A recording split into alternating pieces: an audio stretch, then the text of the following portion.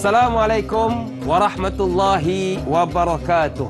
Alhamdulillahirabbil alamin.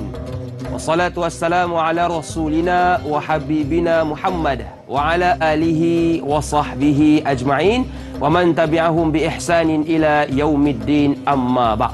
Sedang penonton yang dirahmati Allah sekalian, sebelum kita nak mulakan perbincangan kita pada pagi ini, suka untuk saya kongsikan kepada sedang penonton yang dirahmati Allah sekalian, tingkatkan ilmu pengetahuan sambil meninjau perkembangan Murtada Dakwah Center, yakni sebuah pusat komuniti Islam dinamik mengimarahkan fungsi masjid 24 jam sebagai aset ekosistemnya.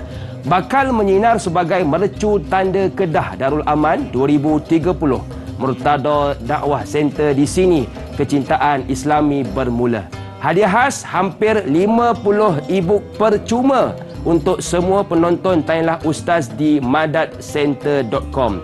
Sihir pemusnah syurga, klinik Al-Fatihah, kaedah mudah 5 minit hafal Al-Quran, diari solat anak, si Oyen, diet cara Rasulullah dan banyak lagi. Baik, bersama dengan saya pada pagi ini Da'i Hakim selaku moderator anda, mohon izin untuk mengendalikan program Tanyalah Ustaz pada pagi ini. Apapun saya doakan kepada sedang penonton yang ada hajat ditunaikan, yang ada masalah mudah-mudahan Allah kurniakan jalan penyelesaian. Baik, pada pagi ini kita nak berbicarakan tentang satu topik yang sangat menarik sebenarnya, berkaitan diet terang hati. Selalu kita dengar diet tentang badan kita, ini tentang hati. Bersama dengan panel yang kita jemput khas pada pagi ini, iaitu Al-Fadil Ustaz Muhammad Ya'qub Yusra. Assalamualaikum Ustaz. Assalamualaikum warahmatullahi wabarakatuh. Ustaz, alhamdulillah makin sihat Ustaz. Ustaz, apa khabar? Baik, alhamdulillah. Baik, terima kasih kepada Ustaz Muhammad Ya'qub Yusra yang sudi bersama dengan kita pada pagi ini untuk kita membicarakan topik berkaitan diet terang hati. Dan kepada keluarga besar Tanyalah Ustaz, seperti biasa, yang ada sebarang persoalan boleh ajukan ke ruangan Facebook kami Tanyalah Ustaz TV3 dan pastikan soalan-soalan yang ingin diajukan berkaitan topik kita, iaitu diet terang hati. Tapi sebelum tu, bagi yang menonton menerusi Facebook juga, jangan lupa 3S. Seperti biasa, yang pertama suka, yang kedua siapa mungkin ada kawan kita berkenalan di ruangan Facebook, dan yang ketiga sebarkan apa yang akan kita bicara pada pagi ini. Baik, jadi tanpa buang masa, jom kita dengarkan terlebih dahulu mukaddimah topik kita pada pagi ini. Silakan Ustaz. Bismillahirrahmanirrahim. Assalamualaikum warahmatullahi taala wabarakatuh. Alhamdulillah yang saya hormati indah saya Da'i Hakim dan tuan-tuan muslim-muslimat, rakan-rakan penonton Tanyalah Ustaz. Mudah-mudahan Allah memberkati dan memberikan ruang kebaikan di atas permulaan hari yang baik dengan waktu yang baik dan dengan program yang baik, insya-Allah. Baik tuan-tuan, tajuk perbincangan yang akan kita tuntaskan berkaitan diet terang hati. Selalu orang kata diet ni nak kurus ya Ustaz, kerana diet ni adalah satu kefahaman kita, diet ni hanya semata-mata pada tubuh badan. Kita terlupa disebutkan dengan istilah kita ni apa yang kita makan. We are what we eat, kan? Apa yang kita makan itulah menjadikan bukan semata pada jasad dan fizikal, tapi dah membentuk kerohanian. Maka disebutkan juga di dalam hadis Nabi SAW, Nabi kata wa an jismihi fima ablahu, yang akan dipersoal kepada seorang manusia itu adalah jasad dan tubuh badan. Maka dalam konteks perbincangan kita hari ini bukan hanya pada pemakanan, tapi dari sudut macam mana agar pemakanan itu boleh memberikan faedah kepada agama dan pada kerohanian seseorang itu. Kalau kita tengok dari segi para ulama membahaskan bagaimana disebut dalam Fathul Bari, kan disebutkan juga oleh Imam Suyuti bagaimana hal keadaan, bagaimana apabila orang yang makan terlalu banyak, maka dia boleh memberikan kebinasaan pada dua. Yang pertama kepada jasad dan tubuh badan, yang kedua orang yang makan sampai over sangat lebih macam belah sakar dah ni, kan, maka dia juga boleh memberikan kerosakan kepada agama dia. Kat mana kaitan rosaknya bila makan banyak sampai rosak agama? Nanti kita akan bincangkan nanti. Dan ada orang tanya, Ustaz, kenapa nak bincang tajuk ni? Baik tuan-tuan, ada satu hadis riwayat Imam Ahmad. Nabi SAW sebut, Nabi kata tidak ada ruang yang diisi oleh manusia yang lebih buruk daripada perutnya. Masya-Allah. Nabi tunjuk ke isyarat pada bahagian perut, yakni orang yang kasar sikitlah ni. Mohon terasa lah sikit begini kata perbincangan, adalah orang yang pada boroi perutnya. Ya. Kan? Sebab boroi itu pilihan tuan-tuan. Jangan duk buat menghalalkan. Kata ustaz, boroi ni seksi ustaz. Boroi ni bila dukung anak boleh anak tu sangkut. Tuan-tuan, tersudut merapu tuan-tuan.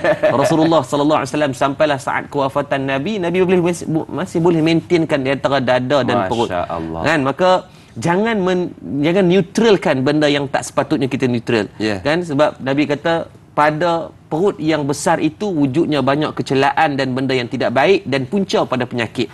Ini hadis riwayat Imam Ahmad. Maka di sinilah perlu kita akan bincangkan agar mudah-mudahan memberikan manfaat ni. Kadang-kadang dia Hakim, Ustaz Hakim, naik motor tu orang ingatkan helmet dalam raga, tengok perut. Maka hati-hati di situ. Untuk kita nak ambil sedikit manfaat macam mana cara Nabi makan, apa kebaikan pada penjagaan makanan berkaitan dengan hati. InsyaAllah kita akan tuntaskan pada pagi ini, memberikan manfaat dan kebaikan. Dan saya mengajak dan menyeru tuan-tuan mudah-mudahan kekal bersama dengan kita sampai penghujung rancangan, insyaAllah. InsyaAllah. Sebaik saya pakai blazer pagi ni Ustaz, kalau tak kantoi si pack kita. Baik. Jadi betul apa yang telah Ustaz bicara kepada kita. Bab ataupun topik pada pagi ini sangat penting untuk kita bahaskan, kerana kita tak elak daripada makan, ataupun kita ni dengan makan ni kawan baik Ustaz hari ni. Baik. Jadi kita ada soalan yang pertama pagi ini dari sahabat kita Muhammad Faizal bin Ahmad. Assalamualaikum. Waalaikumsalam. Ada dua soalan, kalau boleh saya bacakan. Yang pertama, adakah menjaga pemakanan itu penting dalam kita menjaga hati dan minda, terutama dalam menuntut ilmu, supaya senang mengingati sesuatu perkara yang kita pelajari? Itu soalan yang pertama. Soalan yang kedua, apakah pemakanan yang patut dijauhi dalam mengamalkan diet terang hati? Mohon perkongsian Ustaz. #biar tahu jangan keliru. Terima kasih kepada Faizal atas soalan. Baik, terima kasih pada sahabat saya, dinda saya, Da'i Hakim, dan juga pada Muhammad Faizal bin Ahmad atas soalan yang baik untuk permulaan pagi kita pada pagi ini. Yang pertama dia tanya berkaitan kenapa penting penjagaan makanan tu kepada hati dan minda. Baik, tuan-tuan kena ingat dalam ayat Al-Quran ada lebih kurang 4 tempat bagaimana Allah Subhanahu Wa Taala menekankan kepada kita soal pemakanan yang baik ini. Kalau 4 kali pesan ni, makna benda tu penting lah. Betul. Kan? Betul, di antaranya salah satunya dalam surah Al-A'raf ayat 31, Allah berfirman, wahai anak-anak Adam, pakailah pakaian kamu yang indah berhias pada tiap-tiap kali kamu ke tempat ibadat atau mengerjakan sembahyang, dan makanlah serta minumlah, dan jangan pula kamu melampaui. Sesungguhnya Allah tidak suka kepada orang yang melampaui batas. Dia apa? Orang yang makan lebih tu dah. Betul. Allah SWT pesan kita makan, minum, silakan. Tafaddal mashkurah, untuk kita mengambil faedah pada makanan dan minuman, tumbuh-tumbuhan, binatang melata di atas muka bumi, makan tak ada masalah. Betul. Tolak benda yang haramnya. Yang halal ni nak tokok kok mana pun makanlah. Kan? Tapi Allah pesan apa? Jangan berlebih-lebih. Itu borderline dia. Itu sempadan yang perlu kita ambil kira. Kan? Ni kalau kita pulun makan dalam kaedah sunnah apa? Nabi pesan kepada kita berhenti sebelum kenyang. Maksudnya jangan sampai peringkat melampau-lampau. Ni dia pulun, Da'i Hakim, dia pulun makan sampai semayang tu nak terkeluar balik. Hidung keluar. Dia nak keluar, dia sujud tuan-tuan, terkeluar cendol atas hidup, atas sejadah. Tengok dia bangun balik, hilang balik cendol, telan balik. Maka berhati-hati, jangan berlebih-lebih. Dan juga disebutkan dalam ayat-ayat yang lain, di antaranya surah Al-An'am ayat 145. Yang ketiga Allah sebut dalam surah Al-A'raf ayat 157. Dan yang keempat disebut dalam suratul Ma'idah ayat 4. Maka 4 perbincangan ini Allah telah menggariskan panduan kenapa perihal pentingnya dalam bab mengambil makanan daripada makanan yang halal dan tayyibah di sisi Allah Subhanahu Wa Taala. Maka sudah pasti ia berkait rapat dengan terangnya hati dan minda kita sebagai manusia yang sangat kita berhajat kepada kepentingan akal yang waras dan baik ini, insya-Allah. Ya, betul. Jadi makanan juga membentuk hati yang baik dalam diri kita. Itu soalan pertama, Ustaz. Soalan yang kedua, kalau boleh saya ulang baca, apakah pemakanan yang patut dijauhi dalam kita membentuk diet terang hati ini? Baik, bila sebut tentang makanan apa yang patut kita elak, yang patut kita ni, baginda Nabi SAW dari segi perkara yang haram itu jelas. Betul. Apa benda yang disebut tentang arak, disebut tentang khinzir, dan makanan-makanan yang bersabit dengannya. Tapi apa pula benda yang tidak disebutkan tetapi kalau boleh elak, di antaranya baginda Nabi sallallahu alaihi wasallam tidak makan organ-organ dalaman. Tapi kita tu sedap kan. Betul. Dia panggil dia cinonggeng ke apa, punggung ayam tu, lepas tu hati dan sebagainya. Dan kalau kita tengok dalam buku sains berkaitan pemakanan ini, diet pemakanan seimbang, maka memang dikategorikan pada hati, otak, organ-organ dalam ini mengandungi kadang-kadang benda-benda kolesterol yang berlebihan, betul, asid yang berlebihan. Dia benda kita perlukan, badan kita perlu, tapi jangan over sangat. Sampai PTB sehari sampai 2-3 kilo, sadaqallahul azim sekejap lagi. Maka di situ perlukan pada keseimbangan. Cuma kita back kepada basic, benda-benda yang Nabi juga mengelak daripada makan benda-benda yang berbau. Betul. Kan? Ni sebelum makan dia tiba musangking. Angkat takbir tu pening satu masjid. Maka benda-benda yang perlu elakkan, bawang, Nabi mengelakkan daripada makan benda-benda yang sebegitu. Apatah lagi kita pisat rokok suria pula dah. Kan? Angkat takbir tu menengung di kawan sebelah, kena teka pula gunang garam ke John ke suria ni. Maka benda-benda sebegitu walaupun nampak asasnya biasa, tapi ia perlu dielakkan agar dari segi soal terang hati ni bukan hak pada diri kita semata-mata yang perlu kita jaga, tapi perbahasan yang perlu kita jarihi jiran tetangga kita. Pada jiran tetangga itu adalah orang yang berdekatan dengan kita. Saya dengan Da'i Hakim pada pagi ni, kalaulah, maka saya perlu menjaga di antara hak Da'i Hakim, yang ni dari segi wangiannya, kan, jangan kalau wangi pula jangan over sangat. Ni semerbak harum, pening kepala serawan sebelah pun tak boleh juga. Huduh piang bau Isnin Khamis Jumaat pun tak boleh juga. Maka perlukan pada keseimbangan.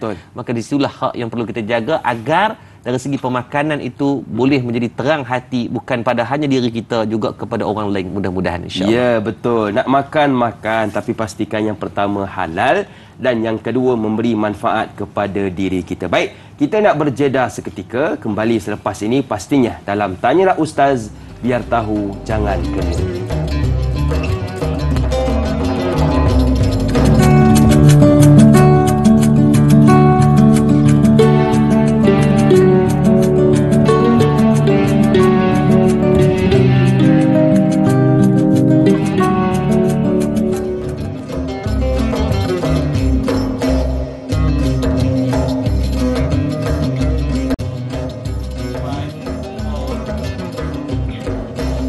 Daun beringin sungguh lebat, angin bertiup amat lambat. Apa khabar wahai sahabat, nak tanya, dah selawat? Kalau belum selawat, jom sama-sama kita berselawat. Allahumma salli ala Muhammad, ya Rabbi salli alaihi wasallim. Allahumma salli ala Muhammad, ya Rabbi salli alaihi wasallim. Terima kasih kepada anda yang masih lagi sudi bersama dengan kami dalam Tanyalah Ustaz, biar tahu jangan keliru. Masih lagi bersama dengan saya Da'i Hakim, juga guru kita Ustaz Muhammad Yaakob Yusra, membicarakan berkaitan diet terang hati. Baik, kita nak meraihkan soalan yang kedua pagi ini dari sahabat kita Sahziatul Siddiq. Assalamualaikum Ustaz dan Da'i. Waalaikumsalam. Bagaimana penjagaan diet terang hati? Seperti umum kita mengetahui, lapisan hati mempunyai 4 lapisan, iaitu as-sadr, al-qalb, al-fu'ad dan al-lub. Dan bagaimana yang dimaksudkan 4 lapisan hati itu, as-sadr, al-qalb, al-fu'ad dan al-lub, untuk dipasakkan setiap manusia agar sentiasa menjadi lapisan al-lub yang bersih, ikhlas dari segala cela. Ada pantun Ustaz, saya bacakan. Boleh. Bersarapan pagi di ruang tamu, jangan lupa bazirkan makanan. Mohon Ustaz perkongsian ilmu. Jutaan terima kasih saya ucapkan. Mantap. Terima kasih kepada Sahziatul Siddiq atas soalan dan pantun. Silakan Ustaz. Baik, terima kasih kepada sahabat Linda saya dan juga rakan yang bertanya, Sahziatul Siddiq, satu soalan yang sangat baik. Bila sebut tentang 4 lapisan hati itu dah dibahaskan oleh para ulama tasawuf berkaitan bagaimana hati itu Allah Subhanahu Wa Taala menggariskan ada 4 lapisannya. Disebut dengan as-sadr, al-qalb, al-fu'ad, al-lub. Maka setiap daripada 4 lapisan itu mempunyai peranan dan komponen yang berbeza-beza.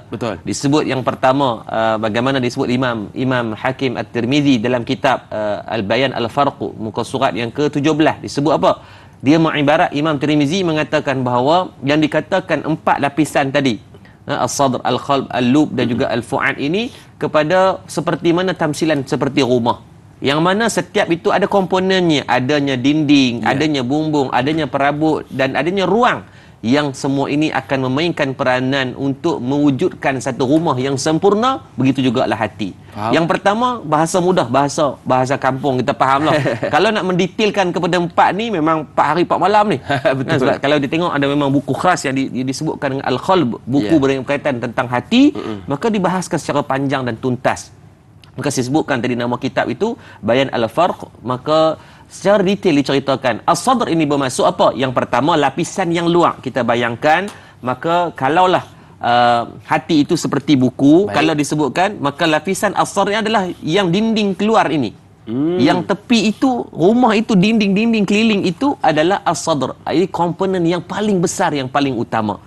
Dan apabila wujudnya as-sadr, barulah berhimpun di dalamnya elemen ataupun komponen-komponen yang lain. Yang kedua, al-qalb. Qalb ni kita tahulah, beza khauf dengan kaf tu hati-hati, berubah makna tu hati dan juga anjing kan. Maka al-qalb ini adalah makna pada hati, ataupun disebut dengan akal yang murni, kan, akal yang Allah memberikan. Dan qalbun ini disebutkan dalam Al-Quran, Ustaz Hakim, disebut ada 130 tempat dalam Al-Quran. Banyak. Dan Allah SWT sebut di dalam 45 surah. Daripada 114 surah, tuan-tuan, ada 45 surah Allah Subhanahu Wa Taala bicarakan tentang hati. Banyak tu, tuan-tuan. Betul. Dan ada 112 ayat daripada Al-Quran itu Allah Subhanahu Wa Taala bercerita tentang bagaimana al-qalbu ini sangat penting. Apa fungsi qalbun pula? Dia adalah lapisan yang kedua dalam hati, yang disebutkan kalau bahasa kita, bahasa orang Kedah disebut ruang tamu. Ruang tamu yang macam hati kita. Dalam hati kita lah menghimpunkan duka, cita, lara, kan, sedih tengok drama, kan, abang suamiku, abang fotong dan sebagainya. Maka di situlah wujudnya elemen ruang yang akan menghimpunkan segala emosi. Yang ketiga disebutkan dengan al-fu'ad, yakni disebut dengan hati kecil. Apa makna hati kecil? Bahasa mudah Imam Tirmizi mengatakan, yang dikatakan hati kecil ini adalah barang-barang yang diisi di kawasan ruang tamu, yang diisi di dalam dinding-dinding. Masya-Allah. As-sadr itu dinding, al-qalb itu ruang, dan juga al-fu'ad itu adalah barang-barang yang diisi. Kan, tak ada function rumah, tak ada barang. Betul, setuju. Kan, kosong masuk macam padang bola. Kan, bila bercakap pun bergaung bunyinya. Betul. Maka perlukan pada. Dan yang terakhir disebut dengan al-lub. Apa makna pada al-lub? Yang disebut dengan hati nurani.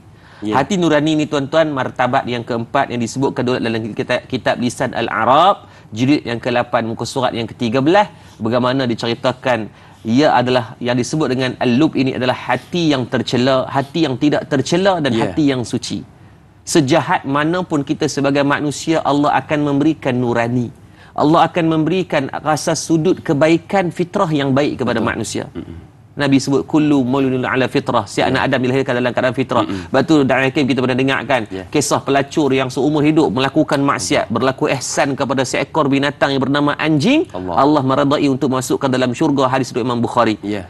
Walaupun seumur hidup buat benda lok-lak, mampu belakang ni, tiba-tiba pada pengakhiran Allah memberikan ni yang disebut dengan al-lub ini. Sedikit rasa kebaikan, maka dia buat dengan kebaikan tersebut. Saya pernah jumpa seorang, dia ni kira gangster lah, bukan 3 line, 7 line, tuan-tuan. Dia punya gangster ni kira pukul orang, support, penampak, buat semua benda tak elok dia buat.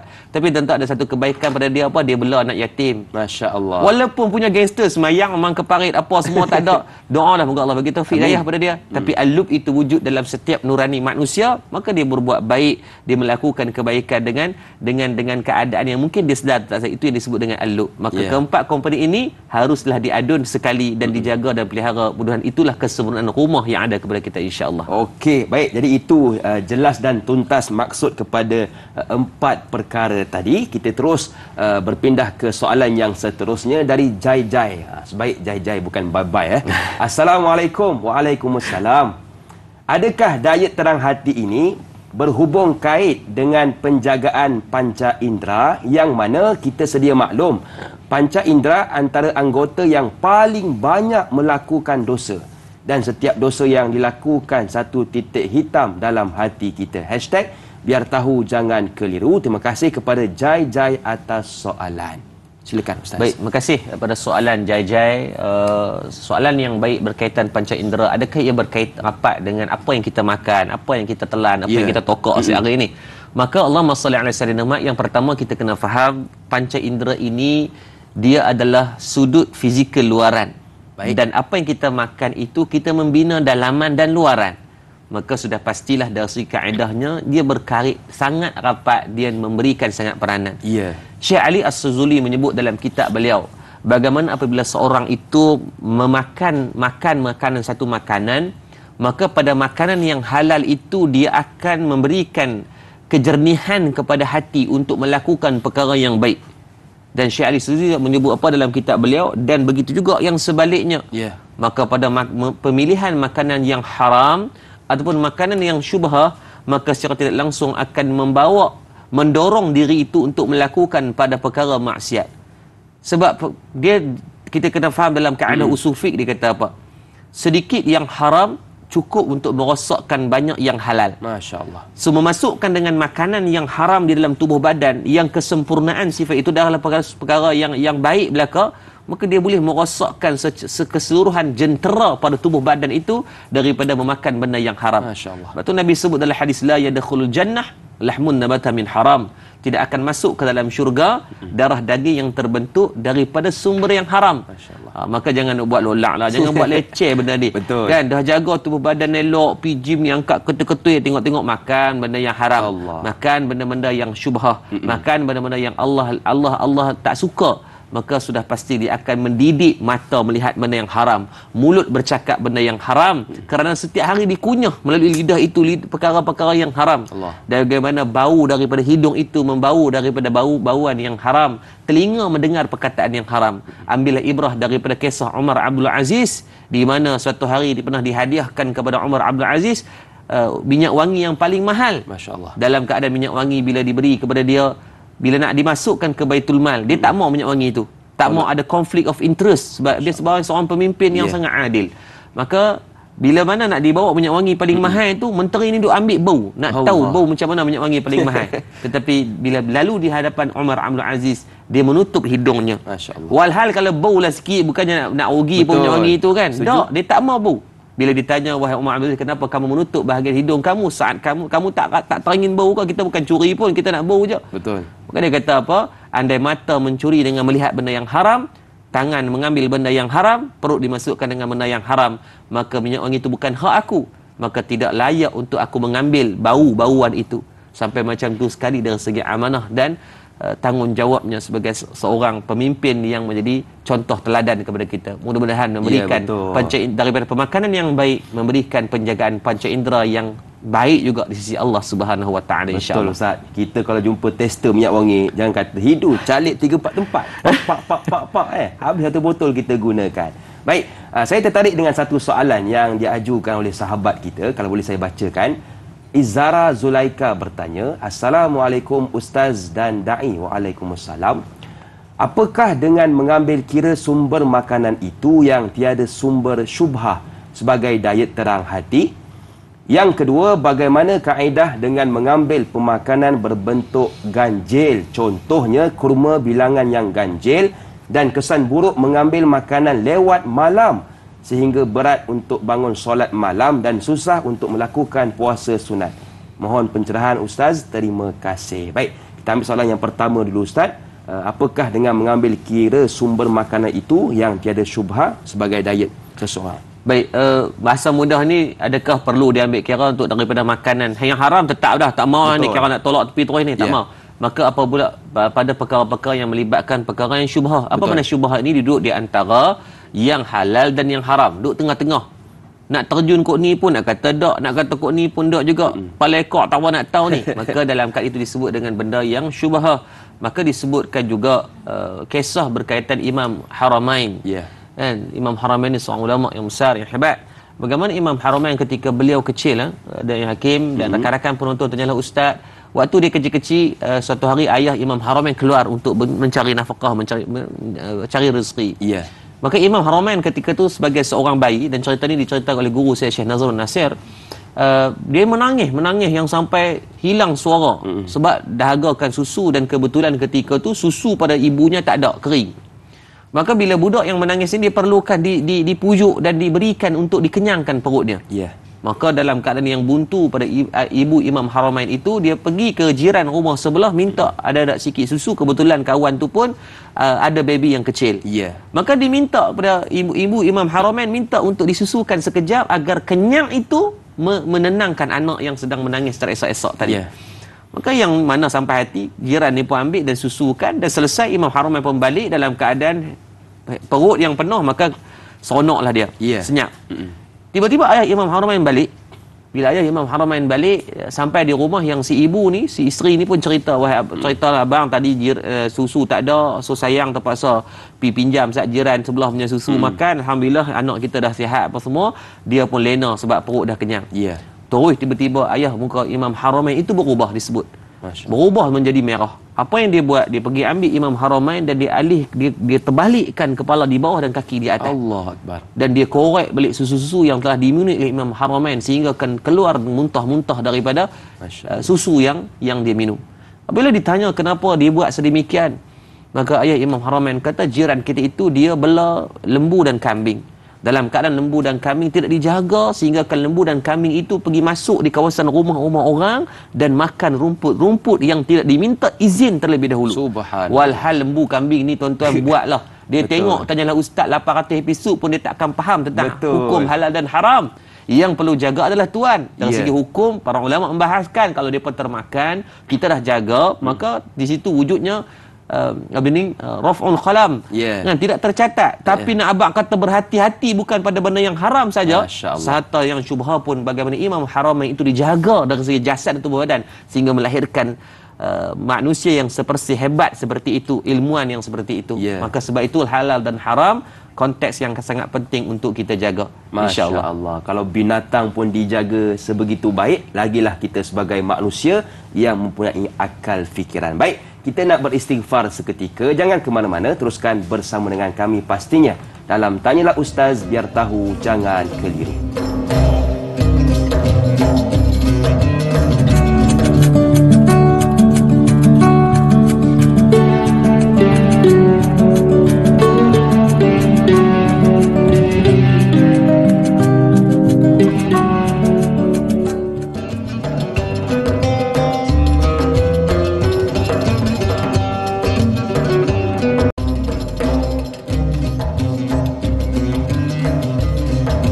Kepada anda yang masih lagi sudi bersama dengan kami dalam Tanyalah Ustaz, biar tahu jangan keliru. Masih lagi bersama dengan saya, Da'i Hakim, juga panel kita Ustaz Muhammad Yaakob Yusra, membicarakan berkaitan diet terang hati. Baik, tadi sebelum kita berhenti rehat, ada dua soalan yang diajukan oleh sahabat kita. Soalan pertama sudah dijawab dan soalan kedua berkaitan mengambil makanan dengan jumlah yang ganjil, dan apakah kesan jikalau kita makan lewat malam, Ustaz? Silakan.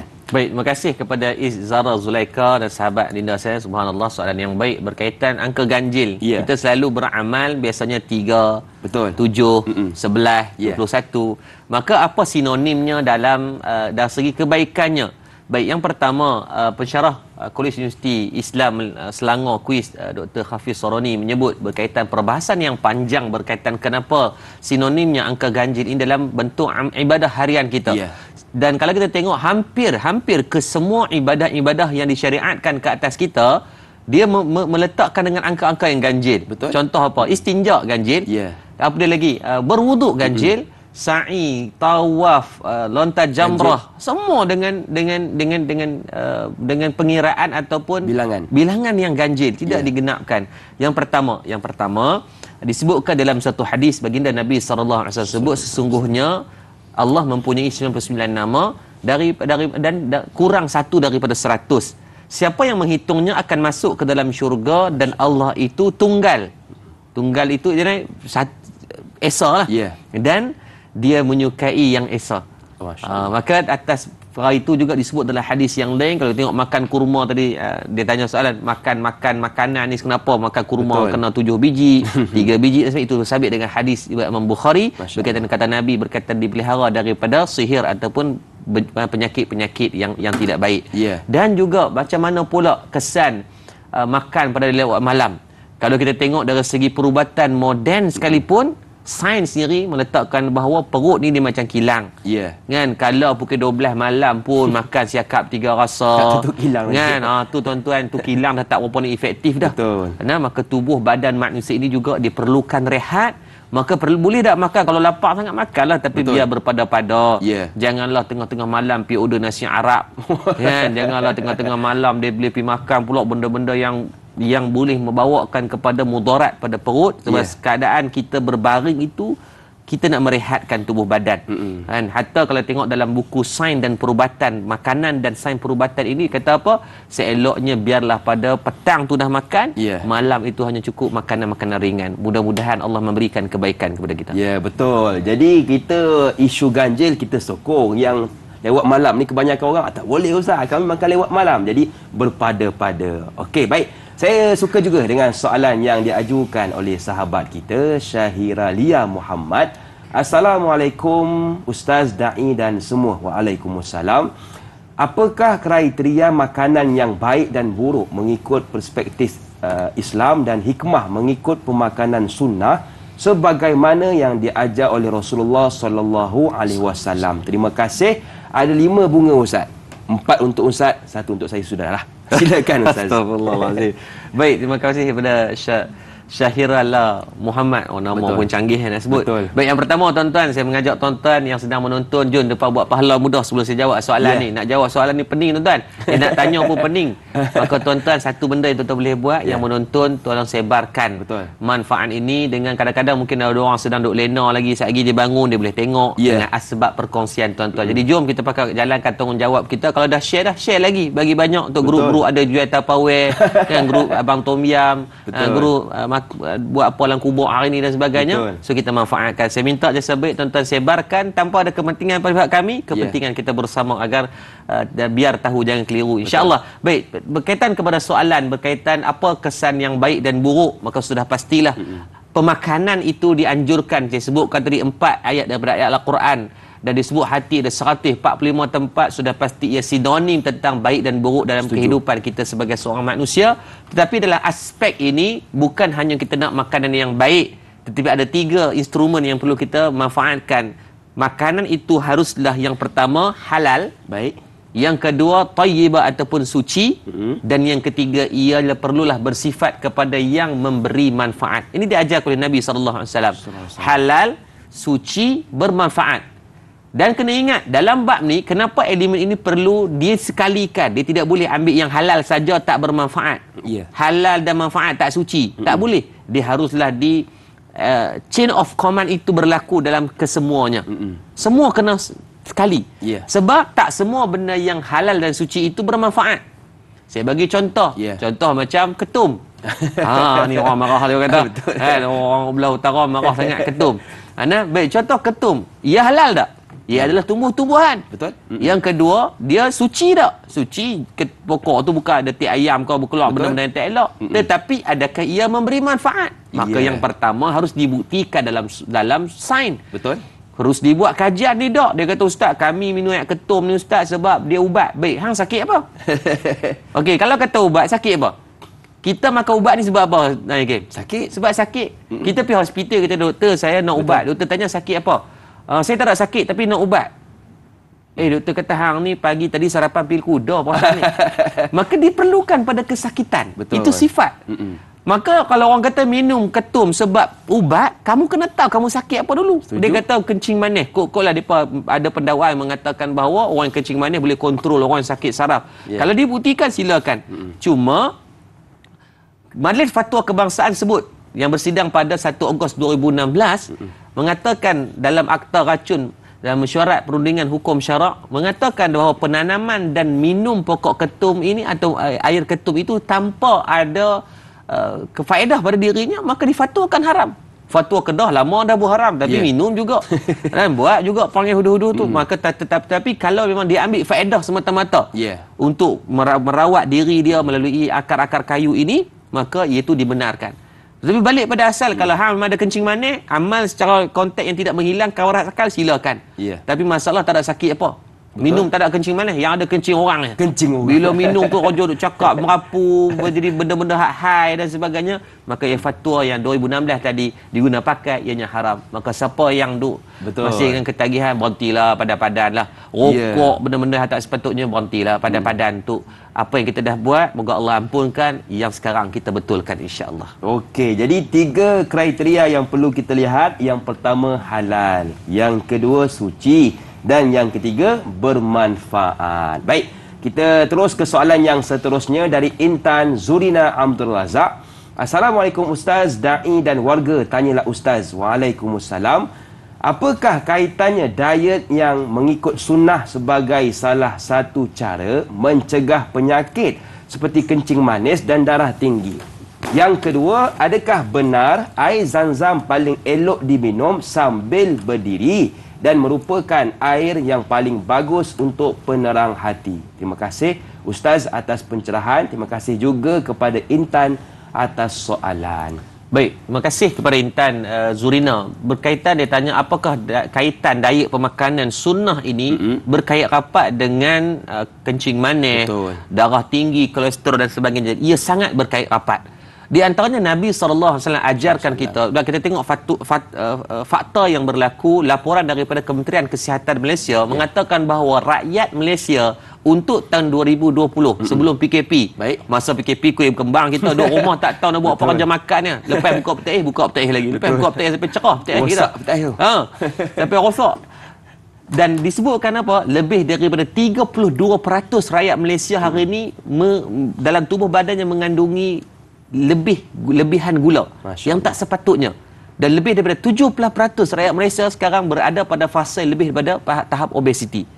Ni jangan duk buat syok kan, dengan duk buat kata Ustaz kami badan besar ni kami bahagia. Korok mana ada, tak ada istilah badan besar tu bahagia. Perlu dijaga kerana sihat itu pilihan kita. Sakit kalau disebabkan penyakit yang Allah izin sebab kamu dah jaga, sekurang-kurangnya ada dalil kita nak cerita depan Allah. Baik, apa diet pemakanan yang boleh kita kawal? Nabi ajarkan kita di antara air nabis. Pernah dengar air nabis? Air yang digunakan buat air rendaman kurma. Dan benda ini diamalkan, kami di tahfiz kami sendiri kita amalkan, semua budak buat. Nak buat macam mana? Tuan-tuan ambil dengan angka yang ganjil. Kurma, sebaiknya kurma ajwa. Kalau kurma ajwa mahal, kurma yang lain pun tak ada masalah. Leraikan dia, dibuang biji. Lerai ni orang Kedah panggil pancok. Pancok tu buh dalam gelas. Buka, buh dalam gelas, air suam. Dan jangan letak dalam peti air. Tutup air tersebut dan dibiarkan semalaman. Maksudnya kita buat malam ni, lena lah kita. Esok pagi minum yang tu dulu. Sebelum makan apa-apa, minum yang tu dulu. Air rendaman nabis. 3 biji boleh, 7 biji pun boleh. Terpulang daripada ikut keselesaan. Baik, kenapa perlu kepada air nabis? Sebab dia nak mengganti. Air nabis yang pertama mengandungi kandungan fiber yang sangat tinggi. Yang kedua, dia ada alkali. Bila orang yang ada gastrik sangat sesuai. Bangun pagi pedih perut dan sebagainya, kalau terskip sarapan dia akan menjadi masalah. Air nabis adalah penyelesaiannya. Cuba buat, jangan sembang. Saya bukan nak sembang kari, sembang raja terbang. Tuan-tuan buat. Demi Allah, kami dah amalkan di pelajar-pelajar kami di ma'had saya. Kita tak ada gula putih untuk pelajar. Kita cut terus. Kita gantikan dengan air rendaman kurma, dan yang syoknya budak-budak tu buat sendiri. Jadi jangan merasa payah, benda tu sangat simple untuk dibuat. Yang kedua, betulkan Nabi ajar kita apa? Bila makan buah dulu. Kita orang Melayu, kita orang Melayu biasanya buah kita makan bila? Hujung. Kita jadikan dia sebagai dessert. Nabi sebut dalam hadis makan buah dulu, tuan-tuan. Kenapa makan buah dulu? Saya buat kajian kepada pelajar-pelajar kami. Bila kita dahulukan buah, maka dia tidak akan makan nasi dengan kadar yang banyak.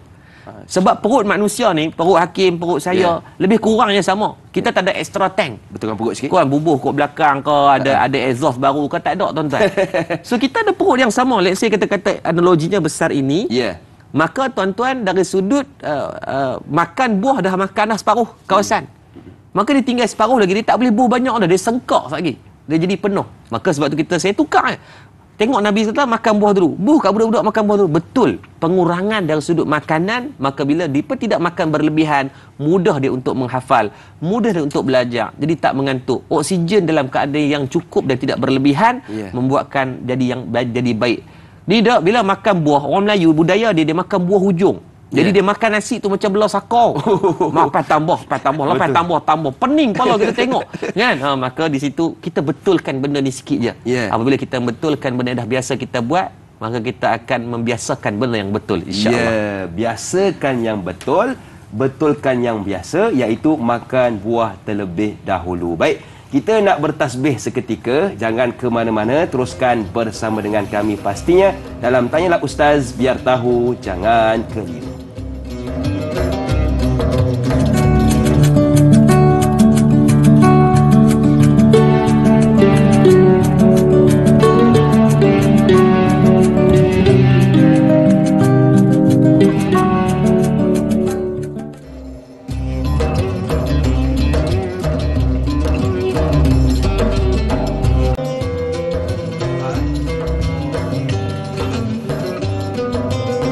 Terima kasih kepada anda yang masih lagi sudi bersama dengan kami dalam Tanyalah Ustaz, biar tahu jangan keliru. Masih lagi bersama dengan saya Da'i Hakim, juga guru kita Ustaz Muhammad Yaakob Yusra, membicarakan berkaitan diet terang hati. Baik, kalau kita lihat Mahat Integrasi Madat ataupun MIM adalah satu komponen utama dalam siri pembangunan Pusat Komuniti Madat 3.0 dan kini dalam fasa penambahbaikan. Jadi kalau kita lihat bagaimana Madat menyusun atur diet pemakanan para tahfiz dalam menjaga kualiti hafalan para pelajar ini, Ustaz. Mungkin ada sedikit penjelasan. Baik, yang pertama, Alhamdulillah, Mahat Integrasi Madat kita beroperasi dah tahun yang ketiga. Dan Alhamdulillah dalam tempoh 3 tahun ni, Da'i Hakim, kita dah melahirkan lebih daripada 37 pelajar yang selesai menghafalkan 30 juzuk dalam tempoh kurang 3 tahun. Subhanallah. Dan kita pada tahun ni kita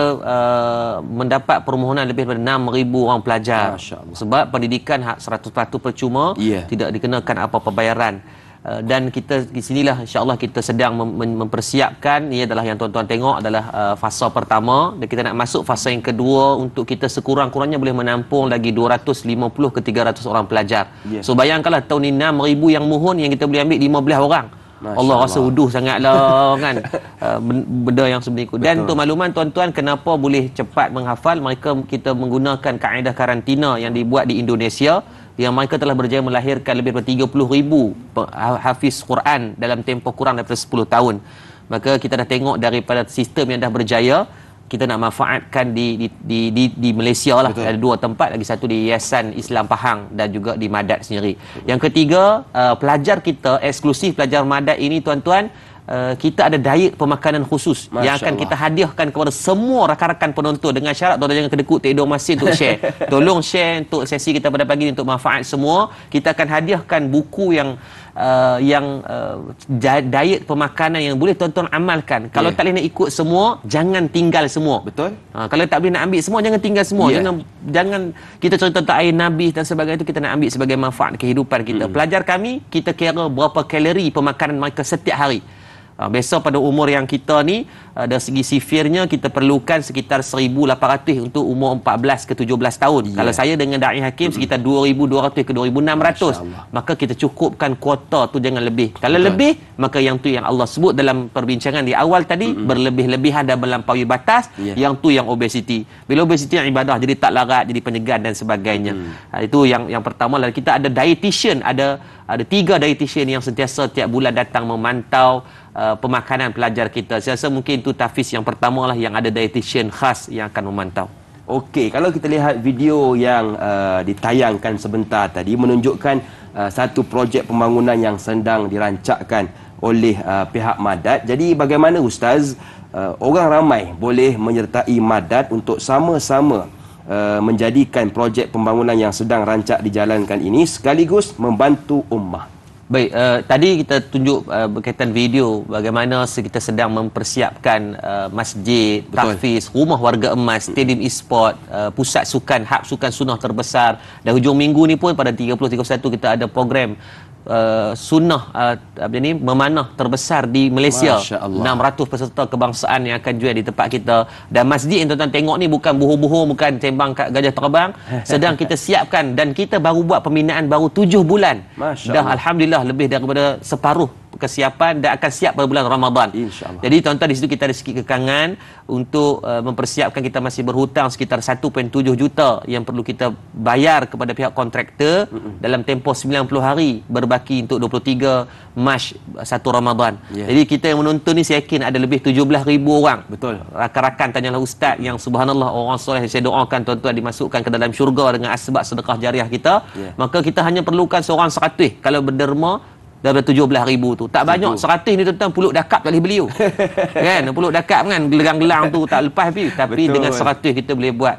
Tapi kalau tuan-tuan tak ada, atau ustaz kami tak ada 100, tuan-tuan kempen untuk adik-beradik. Kita ada 10 orang, collect seorang RM10. Betul. Kan? Maka dah dapat 100, maka manfaatnya untuk kesiapan masjid kita. Dan tahfiz yang akan memuatkan lagi 300 orang pelajar untuk sesi hadapan. Jadi saya tak mampu buat seorang tuan-tuan, jual buah pinggang pun tak lepas habis. Maka saya perlukan bantuan daripada orang ramai untuk kita membantu Murtada Dakwah Center Inspirasi Berarwah Ustaz Murtada, abang saya sendiri. Jadi kita nak bagi manfaat kepada orang ramai. Bayangkanlah tak siap lagi pun dah boleh ada 40 pelajar yang dah habis hafalan 30 juzuk. Kalau dah siap, saya yakin lebih ramai manfaat anak-anak hafiz Quran, dan mungkin anak itu sebahagian daripada anak tuan-tuan, cucu tuan-tuan yang semua pendidikan tu kita bagi secara percuma. Tuan-tuan ambil gambar madakcenter.com, kita boleh tengok perkembangan, dan yang paling best dan yang Hakim, siapa rakan-rakan penonton semua akan mendapat hadiah lebih daripada 50,000 secara percuma. Yang kita bincang minggu lepas berkaitan haiwan, kita bincang berkaitan sihir, dan semua tu dapat secara percuma itu dalam bentuk e-book, dan tuan-tuan dibenarkan cetak untuk nak bagi ke orang lain. Tuan-tuan, 50,000 ni baca sampai guling-guling pun tak habis. Kan, kok duduk di airport, kita duduk di mana-mana ada waktu lapang kan, tunggu bini duduk tiup tudung nak siapkan awning tu lama kadang-kadang kan, maka kita boleh baca, dapat juga manfaat. Ada kaedah hafal, kita ada siapkan buku cara nak menghafal Quran dengan mudah yang kita buat kepada pelajar kita. Yang paling laju 93 hari menghabiskan hafalan 30 juzuk, dan tuan-tuan boleh tebuk dia kat mana-mana. 93 hari? Ya, dan tuan-tuan boleh tebuk, insya-Allah sangat bermanfaat. Jadi kita nak bagi tuan-tuan menderma, dan kita bagi balik pemulangan 50 e-book ini. Tak ada duit tak apa tuan-tuan. Ustaz, duit tak ada ustaz, kemarin baru beli puluk dakap. Tak apa tuan-tuan. Tuan-tuan berhubung dengan nombor, minta cara percuma pun kita bagi, dengan syarat tuan-tuan bantu sebarkan dengan percuma juga, insya-Allah. Masya-Allah. Jadi tuan-tuan, jom sama-sama kita bantu Mahat Integrasi Madad ataupun MIM, mudah-mudahan menjadi saham pahala yang besar kepada kita di akhirat kelak. Baik. Jadi ustaz, tadi sebelum kita berhenti berehat, ada satu soalan yang diajukan yang kita tunda berkaitan, kalau boleh saya bacakan semula di ruangan Facebook. Adakah benar air Zam-Zam paling elok diminum sambil berdiri dan merupakan air yang paling bagus untuk penerang hati? Silakan ustaz. Baik, terima kasih kepada Intan Zurina. Soalan yang kedua tadi tak sempat nak jawab berkaitan air Zam-Zam ni betul ke elok minum berdiri? Baik, ini hadis daripada Ibnu Abbas berkaitan bagaimana Nabi SAW pernah diberikan air Zam-Zam, dan ketika tu Nabi sedang keadaan berdiri dan terus Nabi minum dalam keadaan berdiri. Maka riwayat itu dibincangkan oleh para ulama, di antaranya dibahaskan oleh Imam Suyuti dalam kitab beliau, dan Imam Ibnu Hajar dalam kitab Fathul Bari, mengatakan pada keharusan minum itu hanya pada air Zam-Zam.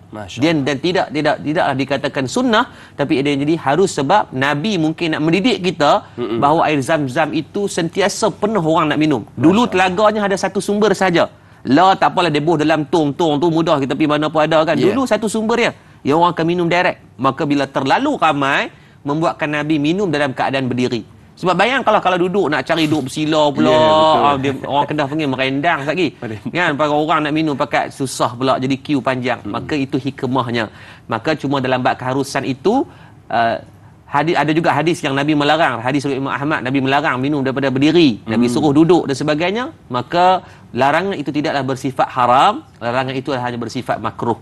Cuma yang paling baik minum, kalau dulu ada tempat duduk yang sempurna, duduklah. Kadang-kadang saya rasa masalah kita dan saya sendiri di rumah, tempat water yang jenama tu semua kan, bila kita tekan kita selalu akan terus direct minum. Maka sebaiknya letaklah apa-apa kerusi yang tak mengganggu ruang, agar kita boleh duduk juga. Kadang-kadang kita teladan kat anak kita tak sedap kan, tekan tu terus tonyoh minum. Maka jangan buat perangai kita ubah sama-sama. Saya pun salah kadang-kadang buat benda macam tu. Jom kita betulkan, sebab tu adanya program pada pagi ni. Okey, baik. Soalan yang seterusnya, kalau boleh saya bacakan juga. Rahiza. Assalamualaikum Ustaz, da'i semua kru yang bertugas. Waalaikumsalam. Apakah jenis-jenis makanan yang menjadi amalan baginda Rasulullah sallallahu alaihi wasallam untuk membentuk sekeping hati untuk menjadi terang, ikhlas, jujur dan mulia? Terima kasih Kak Zah dari Cenur Pahang. Terima kasih Kak Zah atas soalan. Baik, terima kasih pada Kak Zah kita. Satu soalan yang baik. Apakah jenis makanan yang diamalkan oleh Nabi SAW untuk membina akhlak, sebaik-baik akhlak daripada kalangan umat ini? Maka yang pertama saya sebutkan tadi, Nabi ni dia tak ada makan benda-benda yang boleh buat orang rasa tak selesa. Lepas tu kita, tuan-tuan, kita ada pilihan. Contoh macam saya sendiri, kita suka makan durian, kan? Tapi durian itu jangan dibawa untuk kita pergi duduk dengan orang lain, sebab sifat dia tak semua orang yang selesa. Betul. Macam isteri saya sendiri, dia tak boleh makan durian dan tak boleh bau. Kalau bau kita makan durian, balik meninggal kita lagi dia tak boleh. Jadi dia akan sakit kepala dan sebagainya, benda-benda macam begitu. Dia elakkan. Nabi elak benda yang sebegitu. Dan tapi benda yang lebih utama, ada beberapa benda yang perlu kita gariskan. Bukan pada makanan itu yang bawa kepada semata-mata pada ikhlas, jujur ni adalah bagaimana adab kita dengan makanan. Adab dengan makanan itu benda yang sangat penting selepas elemen halal, suci, manfaat. Betul. Tadi bagaimana adab Nabi tak mencela makanan. Kan kita kadang-kadang, tuan-tuan, kita order kat kedai makan, makanan tu mungkin masin sikit, kadang-kadang kita marah kan, kita maki dia. Betul. Kan kadang-kadang orang mai hantar bulan Ramadan, hantar kuih dan sebagainya, kita kata ni apa ni, bubuk tak ada isi pun kan, ada halia aja. Jangan kita mencela pada makanan. Dan pernah satu riwayat ketika mana Sayyidina Khalid Al-Walid jemput Nabi makan, dia menghidangkan dhab ataupun biawak padang pasir. Ketika Nabi tak mau, Nabi tak lalu tu nak makan, Nabi tolak dalam keadaan yang sangat baik sehingga kan sahabat tak berasa hati. Kita kadang-kadang dia kencing manis, orang mai bagi buah kat dia, buah durian. Dia pergi maki tu, dia kata hang nak bunuh aku ke? Tak, ambil dulu, kemudian kalau kita tak boleh nak makan, sedekahkan kepada orang lain. Jangan pernah kita mencela dan buat benda-benda yang tak baik. Dan yang paling baik, saya nak tuan-tuan buat pagi ni, kita buat sama-sama puji masakan pasangan kita. Saya rasa benda kita jarang buat. Nabi akan bagi kredit kepada isteri-isteri Nabi SAW pada sekecil-kecil benda. Nabi bagi dengan gelaran-gelaran yang baik. So saya nak tuan-tuan pagi ni kita buat. Jangan duk tengok saja, duk ngangong lagi balik ngangong lupa buat. Buat terus. Isteri buatlah makanan apa pagi ni, puji dia. Kata sayang, ya Allah, kan nasi goreng ni paling sedap di dunia. Meninggal tahap sedap tu. Biar dia dengar tu, dia you make her day. Kamu buat hati dia rasa seronok, walaupun tak sedap tak mana pun, pujilah dia. Kerana manusia sukakan pada pujian, apalagi pasangan kita. Kan dia menghantar ayak putih ya, minum tu, ya Allah sedapnya ayak ni. Masya cukup Allah. Manis dak. Memang tak manis ayak putih maklum oi. Tapi pujian itu, percayalah, walaupun dah 20 tahun perkahwinan, 30 tahun perkahwinan, akan ada nilai mawaddah, sakinah, rahmah dengan kita puji. Jadi saya cabak maklum, pagi ni kita puji pasangan kita. Walaupun roti canai tu pergi kat kedai, habaq kata, ya Allah, sebab ikhlasnya abang beli roti canai pagi ni. Sayang makan, nak gigit dengan tokok sekali dengan plastik-plastik. Punya sedap. Puji. Maka itu akhlak yang baik dan terpuji. Bukan pada makan benda yang halal, kita menunjukkan adab dan akhlak seperti mana Nabi SAW. Itu yang lebih utama. Masya Allah. Sebab itu kepada yang sudah berkahwin, yang sudah ada pasangan, WhatsApp sekarang kalau yang berjauhan. Abang, terima kasih hantarkan makanan sedap, makanan ni. Tanda kita bersyukur kepada Allah Subhanahu Wa Taala. Baik, Tanya Ustaz di TV3 akan berakhir di sini, tetapi teruskan bersama dengan kami untuk siaran tambahan 30 minit selepas ini di TV9. Jumpa selepas ini pastinya dalam Tanyalah Ustaz, biar tahu jangan keliru.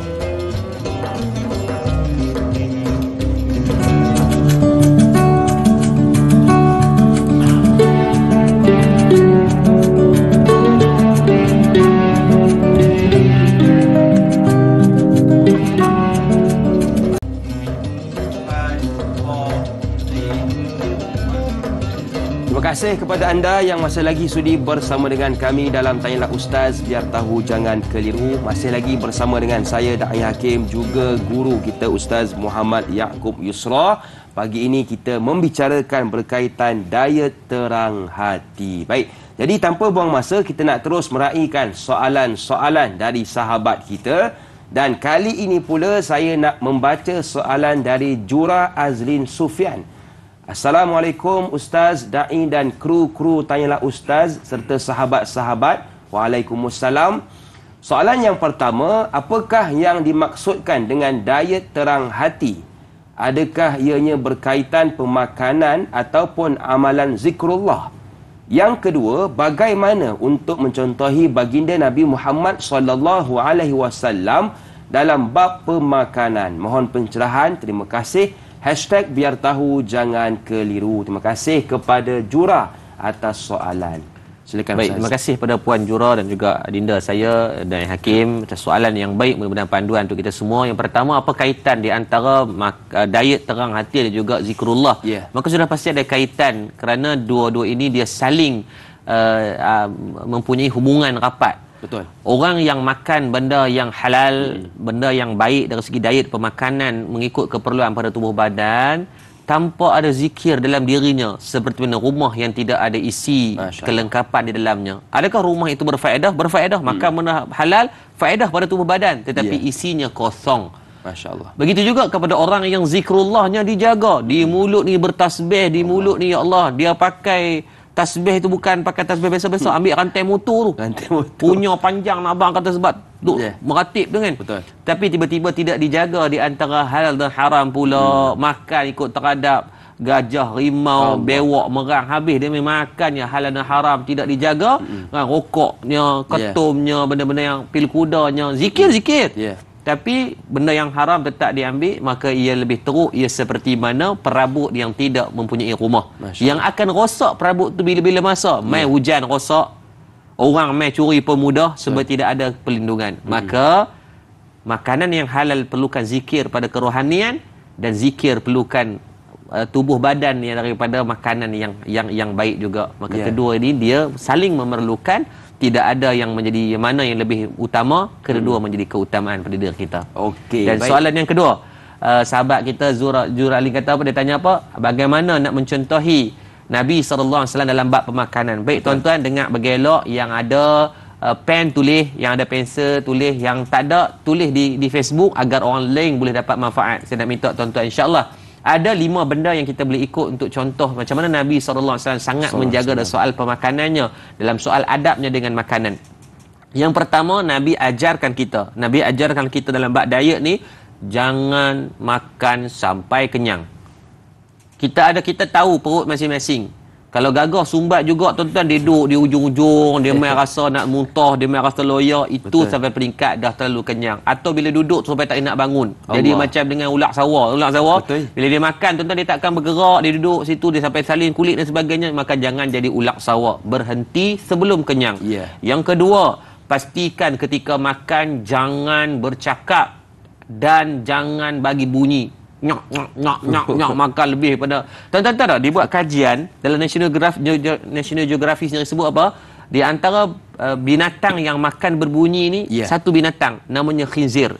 Tuan-tuan tak percaya, pergi zoo Taiping ke zoo mana-mana tuan dengar dia makan. Bunyi memang itulah Nabi larang daripada kita makan daripada bunyi. Nah, macam mana nak elakkan daripada bunyi? Makan tutup mulut.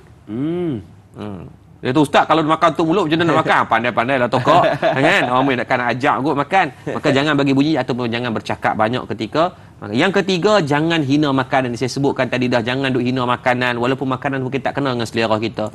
Kan? Kita dah makan berpuluh ribu makanan dah. Yang tak kena baru satu, kenapa nak marah? Yang berpuluh ribu tadi, kenapa tak puji? Maka orang kata apa, biarlah ada adab kita dengan makanan. Yang keempat, makan buah dulu sebelum makan benda yang berat. Tolong betulkan ayat ni. Ini yang paling saya rasa penting pagi ni. Paling komen-komen pun kalau tuan tak ingat ni tak apa. Tapi tuan-tuan ingat, sebelum tuan nak makan benda lain, minum air segelas. Nak makan nasi ni, minum air segelas dan makan buah dulu. Amalkan buah bagi ada di rumah. Kan, bagilah ada buah apa pun. Ejahlah bagi ada. Agar kita mulakan dengan buah, baru kita makan makanan yang berat. Dan yang kelima, jangan sampai boroi. Ni saya pesan banyak kali, tolong tuan-tuan. Saya bercakap atas saya pun ada anak. Saya ada 5 orang anak sekarang. So kena jaga. Tuan-tuan ada pilihan. Tolong. Kalau yang menonton ni terasa hati, saya minta maaf daripada muka lah. Kita pakai apa betul. Tuan-tuan pilihan. Nak buat macam mana? Senang je. Potong gula.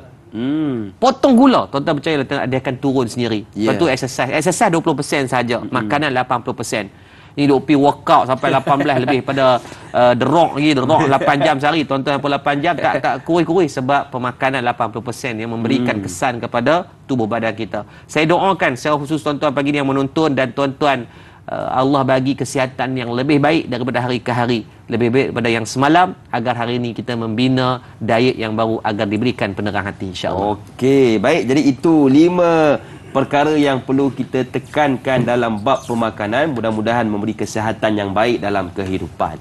Saya tertarik dengan soalan dari Abdul Karim Sufian, sahabat kita bertanya. Assalamualaikum Ustaz dan Da'i. Waalaikumsalam. Soalan saya, apakah makanan terbaik untuk hati agar hati tidak mudah berbolak-balik dan sentiasa terjaga iman? Mohon pencerahan dari Ustaz. Terima kasih kepada Abdul Karim Sufian atas soalan. Baik, terima kasih Tuan Abdul Karim Sufian. Soalan yang baik untuk kita buat panduan agar pagi ni kalau kita tutup tak tengok tanyalah Ustaz ni. Hari ni dah ada panduan dah. Sekurang-kurangnya ada satu guideline dan benchmark untuk kita bersama. Dan benchmark ni dah diajar oleh Nabi lama dah. Cuma mungkin kita terlepas pandang. Ralik, telan, semut banyak dan sebagainya. Ralik kita lupa. Baik, tuan-tuan tulis. Yang ni pun kena tulis. Yang ada 12 makanan yang disebutkan dalam Quran dan disebutkan dalam hadis Nabi SAW. Ni bukan saya buat palatau. Ni bukan saya buat pandai-pandai, yang ni digariskan juga. Dan tuan-tuan dalam buku yang kita sebutkan tadi pun ada. Berkaitan 12 makanan yang disukai oleh Nabi disebutkan di dalam Al-Quran. Yang pertama tuan tulis. Yang pertama kurma. Yang ni tak suruh buat bincang lah. Memang ada dah dalam Quran, disebutkan dalam hadis. Kurma jangan jadikan amalan Ramadan saja. Kurma ni dia ada fiber yang tinggi dan mempunyai Abdullah Masamad penggantian gula yang kompleks untuk kita. Kurma. Yang kedua, barley. Barley ni tuan-tuan, barley kita duk bina barley tu sebenarnya Nabi sebut dalam hadis berkaitan barley ni dalam disebut dengan bubur talbinah. Tuan-tuan cari hadis tu agak panjang, dan Nabi sangat suka makan bubur talbinah untuk cuci perut. Sebab tu kalau tuan-tuan demam, tuan-tuan ada masalah perut, keracunan makanan, maka cari air barley ataupun bubur barley. Tuan-tuan baik ni. Disebutlah hadis Nabi suka makan. Yang ketiga, Nabi ajarkan kita tentang buah tin. Allah sebut dalam Al-Quran bersumpah dengan ayat khasam. Wattini wazzaitun. Kan, demi buah tin. Maksudnya buah tin ni adalah buah dari syurga. Jadi amalkan. Kalau saya di office saya tanam pokok buah tin. Siapa yang berdekatan boleh datang. Dan saya belajar daripada guru saya, buah tin dia sampai berenang-renang banyak, makan memang tak habis. Kalau nak datang boleh, saya boleh, kalau ada lebih tu ambil lah free, bawa balik rumah pun dia punya benih tu pergilah ke Muqtada Dakwah Center sendiri. Yang keempat, berapa tadi? 4 dah. 4, anggur. Anggur ni satu buah yang Allah jadikan dia baik untuk darah, untuk cuci darah dan sebagainya. Anggur. Tapi anggur hati-hati, dia ada anggur merah, dia anggur hijau, dua-dua tu ada khasiat yang berbeza. Tapi anggur Allah sebut dalam Quran makan. Biasanya kismis pun dia buat daripada anggur yang kering, maka kismis, sebab tu kismis ni khasiatnya baik untuk otak dan juga untuk darah. Yang kelima adalah madu. Madu kita ada 2 jenis, kita ada madu lebah dan juga madu tualang, ataupun bukan madu tualang, madu lebah atau madu kelulut. Dua-dua faedah yang bermanfaat, cuma yang terbaik adalah madu lebah, disebutkan dalam Al-Quran. Yang madu ketiga jangan bermadu, yang itu bermasalah tuan-tuan lagi. Yang keenam adalah tembikai. Semua jenis tembikai sangat baik untuk kita makan. Nabi suka, kalau tuan-tuan tengok dibuat kajian tembikai yang merah, tembikai biasa, tembikai tu dia tembikai merah, tembikai susu. Kalau orang Pantai Timur, tembikai ni timun. Dia terbalik pula. Tembikai ni betul-betul tembikai, bukan cubaan tu. Maka yang tembikai tu baik kalau nak anak putih. Anak putih cerah. Saya memang isteri saya kalau mengandung, saya akan bagi banyak makan tembikai. Alhamdulillah lah, isteri anak-anak saya tak ikut saya yang tinted ni. Dia ikut isteri. Anak saya 5 orang. Cara kategori cerah lah. Kalau nak banding dengan pak dia, balik awal. Ni JPJ sangkut ni, tinted ni. Jadi makan buah tembikai sangat baik, disebutkan di antara buah yang Nabi suka. Yang ke-7, susu. Susu sangat baik. Yang ke-8, cendawan. Baik untuk mata, cendawan. Kita ada banyak tengok cerita kartun, makan carrot baik untuk cendawan. Bukan, carrot bukan untuk mata. Cendawan baik untuk mata. Yang ke-9, minyak zaitun. Juga disebutkan dalam Quran, dalam wattini wa zaitun itu. Demi buah zaitun. Yang ke-10, delima. Kan? Rumman itu, delima juga disebutkan dalam Al-Quran. Yang ke-11 cuka. Cuka ni jarang kita makan, tapi orang Arab saya duduk di Mesir dulu mereka sangat menjadikan budaya dalam kehidupan harian mereka. Cuka. Terpulanglah cuka apple, cuka buah, cuka kurma atau apa cuka, cuma cuka jangan berlebihan dan jangan ambil ketika perut yang terlalu kosong sebab dia mempunyai asid yang tinggi yang membuatkan boleh akan jadi sakit perut. Gas akan keluar, dia akan tendang balik. Dan yang ke-12, yang ni tuan-tuan free of charge, siapa tak buat kita start dari berjemaah. Apa dia? Air putih, air kosong. Allah. Ini sebaik-baik ayat. Air Zam-Zam tadi yang the best dibuktikan dalam buku Dr. Masaru Emoto The Miracle of Water. Dia dicetak pada tahun 2007. Dr. Masaru itu adalah presiden air dunia yang masuk Islam sebelum dia mati. Masya-Allah. Orang Jepun. Dibuktikan air Zam-Zam is the best among the best, tapi kalau tak ada air Zam-Zam, jangan duk kira duk minum air gas ya, minum air putih bagi banyak. Apa kiraan dia? Baik tuan-tuan ingat, kiraan dia nanti kiraan untuk air putih ni saya akan ceritakan selepas ni. Bawah apa gram sikit, tidak apa tak tengok dah lagi. Ya betul. Saya rasa Ustaz dalam 12 perkara ini yang paling mereka tumpuk ialah yang ke-6 tembikai. Nak putih belaka Ustaz hari ini. Baik, jadi tanpa sebelum kita nak bicara lebih panjang, kita nak berehat seketika. Jangan ke mana-mana, teruskan bersama dengan kami pastinya dalam Tanyalah Ustaz, biar tahu, jangan keliru.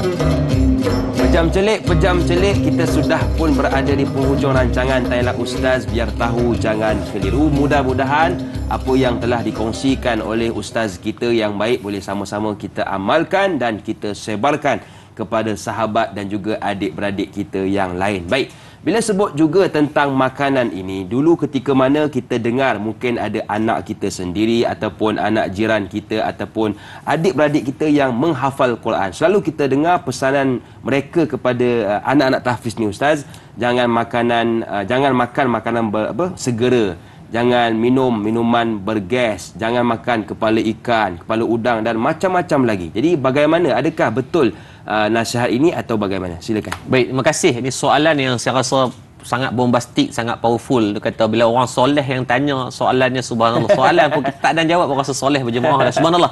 Baik, tuan-tuan, soalan ni relate kepada semua kita yang sedang menonton.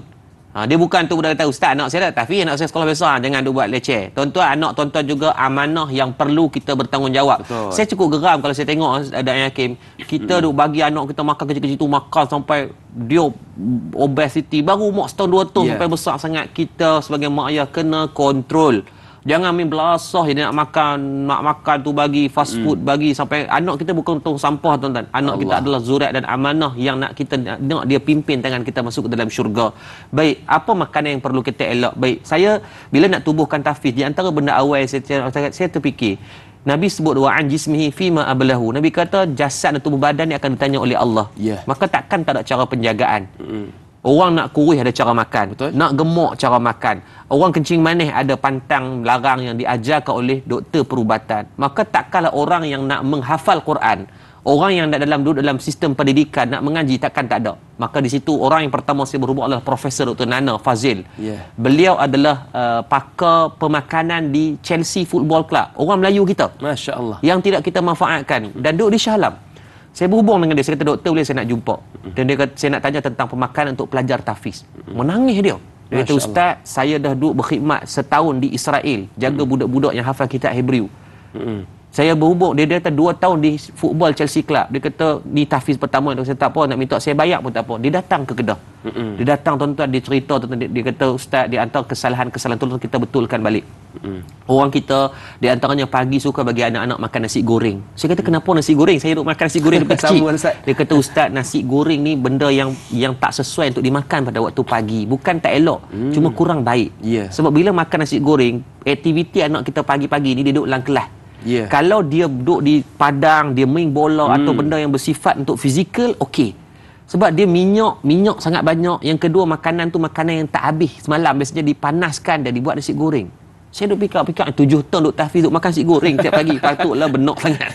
Lambat mengapai. Yang kedua dia kata ustaz salah faham, dia kata kismis tu sendiri dia ada warna hitam dan warna kuning. Ya, betul. Dua-dua khasiat yang berbeza. Yang pertama dia kata kuning untuk saraf, hitam untuk otak. Tapi dia perlu diadunkan. Sebab tu dalam buku ni kita kata apa? Berapa yang kuning, berapa yang hitam. Sebab saraf dan otak itu perlu. Kita kadang tiba hak saraf saja. Dia fikir awak tak apa nak cerdik, salah ubat. Salah makan. Benda tu betul maka Betul. kita betulkan balik. Ya. Kita nak ni, maka sebab tu untuk pelajar-pelajar kita tolong, saya yakin kita tak boleh nak ikut semua. Dr. Taufik tu dalam bukunya berkaitan pemakanan anak, dia kata apa, nak tengok perangai anak di rumah senang je. Tengok makanan apa yang ada dalam dapur kita, dalam peti kita. Masya Kalau banyak makanan yang manis, banyak mana biasa anak tuan-tuan akan perangainya sangat hyper. Dia nak dia makan benda-benda yang sebegitu. So kita betulkan sama-sama tuan-tuan. Saya merayu, jom kita jalankan tanggungjawab kita sebagai seorang mak ayah kepada anak-anak dengan baik. Kita pernah buat silap, saya sebagai ayah saya banyak silap, saya banyak mungkin terabaikan anak-anak. Kita betulkan balik. Kita tak nak selama-lamanya terbeban dengan kesalahan yang sama. Kita betulkan pada pemakanan anak kita, pemakanan kita, insya-Allah keluarga yang baik, tubuh badan yang baik, dicintai oleh Allah. Ini mukmin yang kuat tubuh badannya, insya-Allah. Masya-Allah. Sebab itu dalam apa jua yang kita lakukan kena ada perancangan, termasuklah dalam pemakanan. Jadi bila sebut tentang perancangan dalam pemakanan, ada satu soalan yang diajukan oleh sahabat kita, iaitu Fadli Matsyah. Assalamualaikum Ustaz, Da'i dan semua kru. Tanyalah Ustaz. Waalaikumsalam. Soalan saya, apakah sebaik-baik pelan tindakan yang perlu kita lakukan untuk mencapai daya terang hati tersebut, lebih-lebih lagi di zaman yang sangat mencabar kini? Mohon pencerahan. Terima kasih. Hashtag biar tahu jangan keliru. Terima kasih kepada Fadli atas soalan. Baik, yang pertama sini pelan tindakan. Soalan penutup yang baiklah untuk kita, disebut dengan actionable knowledge. Knowledge yang kita belajar dan kita terus boleh apply. Banyak yang kita belajar, tuan-tuan, kadang-kadang kita tak buat pun. Betul? Kan? Jadi pagi ni alhamdulillah satu tajuk yang baik daripada TV3, saya bersyukur sangat. Saya pun belajar banyak. Saya pun bukan pandai, tuan-tuan. Walaupun kita tulis buku ni, tapi banyak yang kekurangan yang kita tak tahu. Jadi bila saya tengok soalan-soalan yang baik daripada TV3, daripada penonton-penonton, membuat kita pun menambah ilmu. Apa pelan tindakan kita buat? So kita nak buat tu. Ni kita tak mau sembang aja terbang. Pagi ni kita nak ubah satu gaya hidup yang baru dengan asbab, tanyalah Ustaz, insya-Allah. Baik tuan-tuan, apa yang kita boleh laksanakan? Yang pertama, kenal diri dulu. Tuan-tuan pergi buat medical check up. Walaupun tuan-tuan muda, tuan-tuan ingat sekarang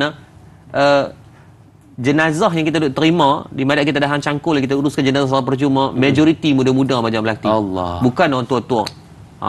So apa yang kita buat? Kenal diri dan juga apa penyakit yang ada pada tubuh. Pergi buat full medical check up. Jantung kita okey tak? Kolesterol kita macam mana? Darah kita macam mana?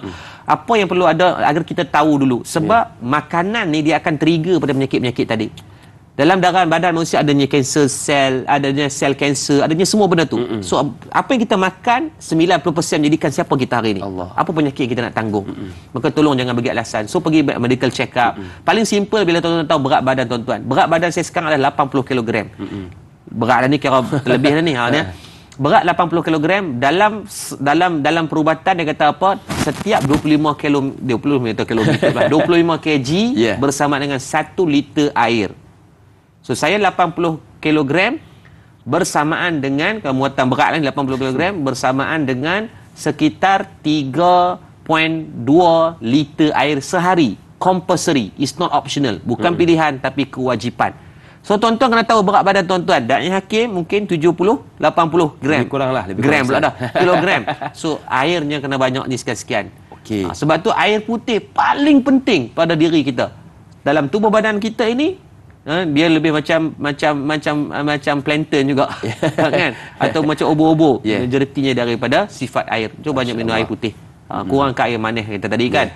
Apa yang kedua tadi, yang kenal diri kita, penyakit kita, dan apa yang kita kena buat, banyak minum air putih.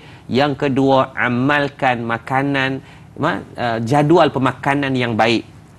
Breakfast jangan skip, walaupun makan yang sikit-sikit, makan untuk lapik perut. Makan kerap tak apa, jangan makan macam belah saka.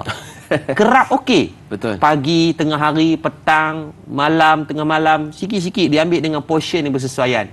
Agar tuan-tuan bila kenal diri, tuan-tuan tahu berapa kalori pada umur tuan-tuan. Laki perempuan berbeza, umur pun berbeza. pelajar anak kita umur 12 hingga 17 tahun, kalori mereka sekitar 1,800 ke 2,200. Sekarang ni ada apps. Tuan-tuan boleh cari sendiri apps yang dia dah scan tu, dia sebut berapa kalori pada pemakanan. Tuan-tuan cari sendiri. App tu saya tak ingat nama apa. Tuan-tuan boleh susun jadual pemakanan tu. Tak apa, biar dia, Ustaz kami tua nak mati dah, tak apa. Korang ada dalil kita, ya Allah, aku pernah berusaha jaga pemakanan aku pada akhir hayat.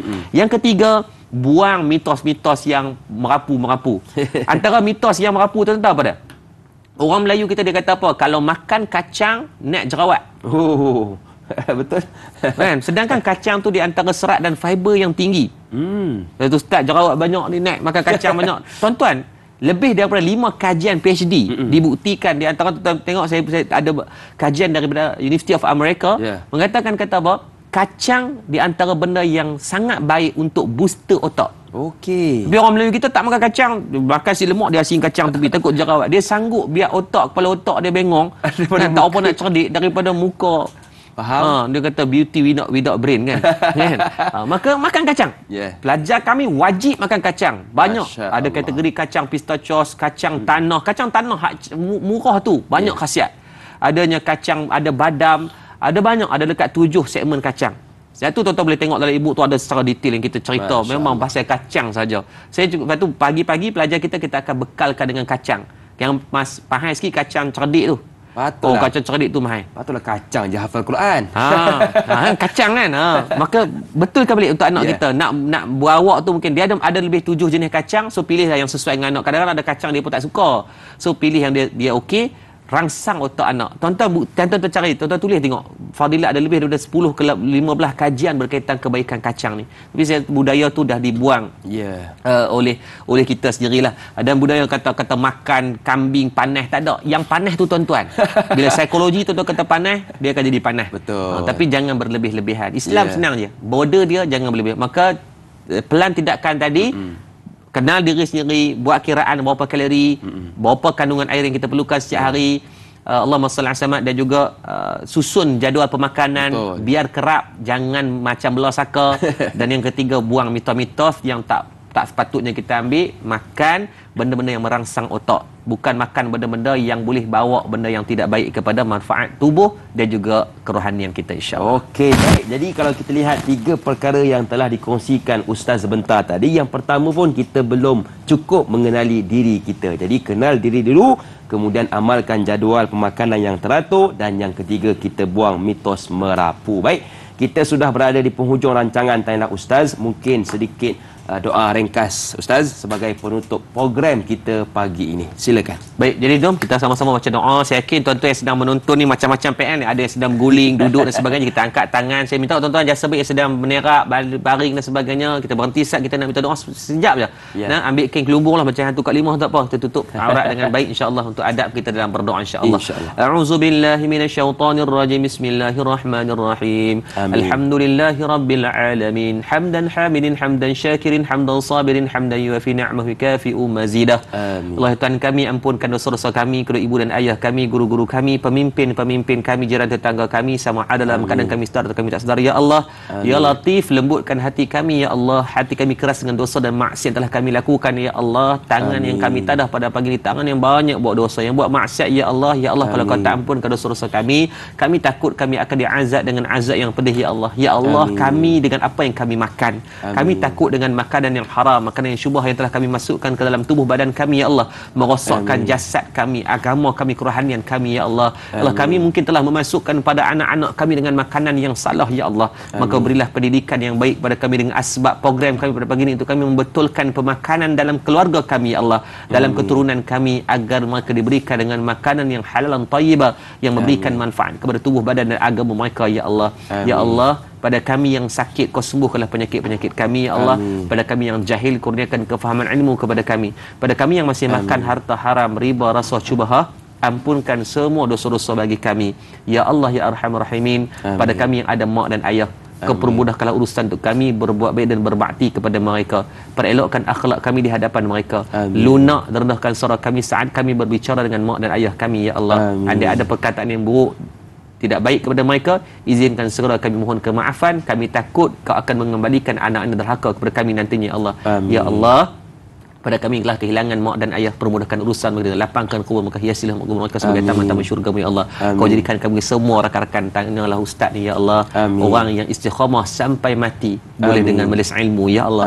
Dan kau matikan kami semua ya Allah dalam keadaan kami boleh menuntut ilmu ya Allah. Kau betulkan pemakanan kami ya Allah. Pada kami yang ada penyakit, sembuhkan agar kami kuat dalam ibadah. Rabbana atina fid dunya hasanah wa fil akhirati hasanatan wa qina adzabannar. Wa sallallahu ala sayidina Muhammad wa ala alihi washabbihi wasallam. Walhamdulillahi rabbil alamin. Amin ya rabbal alamin. Terima kasih kepada ustaz kita yang sudi bersama dengan kita pada pagi ini, kepada seluruh keluarga besar Tayangan Ustaz. Teruskan menonton Tayangan Ustaz pada esok pagi bersama dengan sahabat saya Da'i Nizal, juga guru kita Ustaz Muhammad Zarifi Muhammad Daud, di bawah topik tafsir dan taranum surah As-Saffat ayat 28 hingga ayat 30. Saya Da'i Hakim mohon izin undur diri. Senyum nampak gigi, ada rezeki. Jumpa lagi. Assalamualaikum warahmatullahi wabarakatuh.